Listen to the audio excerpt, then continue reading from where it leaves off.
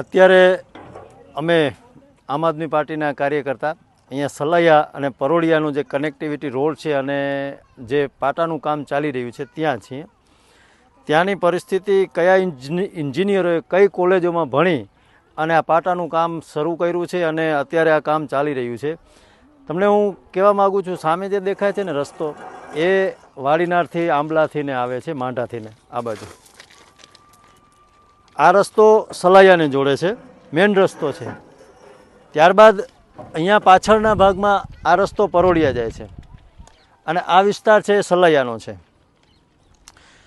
હવે આ એન્જિનિયરોએ નથી પાણીને ધ્યાનમાં લીધું, નથી લોકોને પડતી સમસ્યાઓને ધ્યાન લીધું.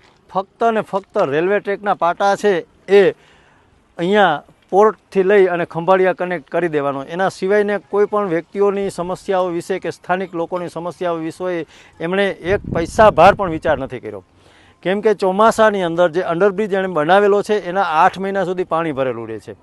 અહીંયા આગળ જતાં અંતરિયાળ જગ્યાએ તેમણે ખુલ્લા ફાટક મૂકેલા છે, પરંતુ આ રસ્તા ઉપર અહીંયા કે જ્યાં અહીંયા રોજના ઓછામાં ઓછા 1500થી 2000 વાહનો છે એ નીકળે છે અને સામે છેક જામનગર સુધી આ રસ્તો જોડાય છે વાડીનાર થઈને. આ રસ્તા ઉપર જવા માટે અહીંયા ફાટક નથી મૂકેલી, એટલે કે વરસાદ થાય, પાણી ભરાય ત્યારે 6-7 મહિના સુધી બાઇકવાળા તો ઠીક, 4 વ્હીલર પણ નીકળે એમ નથી. બીજા નંબરમાં અહીંયા જે આ સામેનો વિસ્તાર દેખાય છે, અહીંયા બહુ મોટું પાણી આવે છે. આ નદીનો એક પટાંગણ છે કે જ્યાં આ ખારો છે આખો, કે એની અંદર પાણી ભરાઈ રહી છે. આ પાણી સતત 6-7 મહિના સુધી ભરાઈ રહી છે. એટલે આ પીડા એવી છે કે સલૈયા છે એને અને પરોડિયાને બેને અલગ પાડી દે. અને સૌથી બદતર પરિસ્થિતિ જો કોઈ હોય તો પરોડિયાની છે કે તે લોકોને ચોમાસામાં 1 ઇંચ વરસાદ થઈ જાય તો તેઓ સલાયા આવી નથી શકતા, અને એમના માટે સલાયા છે એ જીવાદોરી સમાન છે. તો આ સલાયા ભારતમાં નથી આવતું, કે લોકોના વિકાસમાં નથી આવતું, કે જે ચૂંટાયેલા પ્રતિનિધિઓ છે એમને ધ્યાનમાં નથી આપતું.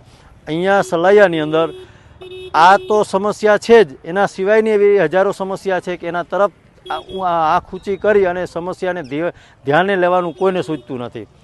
ત્યારબાદ આપણે અંદર જઈ અને આ વિશે વિસ્તૃત ચર્ચા કરશું. આ અંડરબ્રિજનો નીચેનો જગ્યા છે. અહીંયા અત્યારે દરિયાનું પાણી છે, આ દેખાય છે નહીં. આ બ્રિજના કામની ગુણવત્તા જુઓ, અહીંયા અત્યારે પાણી આવે છે. ત્યારબાદ પૂનમ અમાસના દિવસે અહીંયા 3-3 ફૂટ પાણી ભરાઈ જાય છે. અને અત્યારે સામે દેખાય છે આ વિસ્તારનો સૌથી નીચેનો વિસ્તાર છે. અહીંયા આ લોકોએ અંડરબ્રિજ બનાવ્યો છે.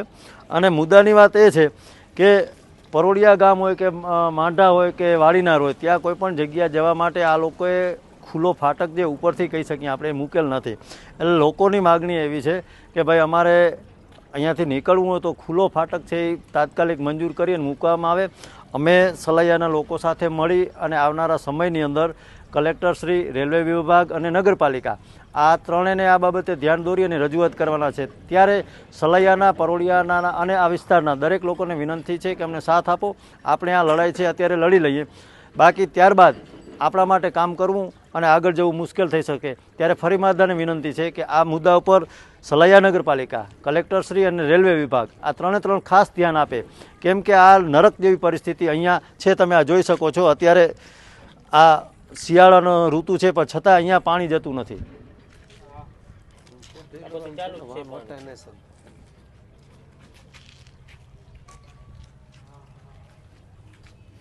આ દિવાલમાં ચાલુ છે પાણી.